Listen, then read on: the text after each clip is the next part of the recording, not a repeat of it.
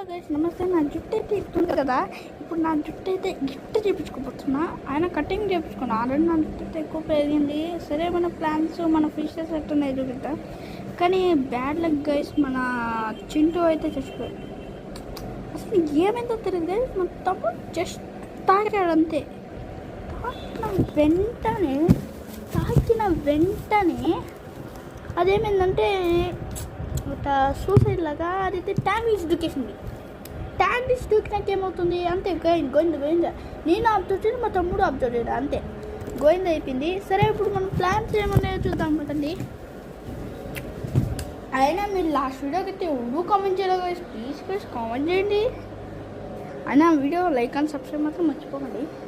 అన్ని ప్లాన్స్ బాగున్నాయి, అన్నీ బాగున్నాయి, కానీ ఇది మాత్రం కొత్తగా ఉంది. చూడండి, ఇదే కొత్తగా ఉంది. దీని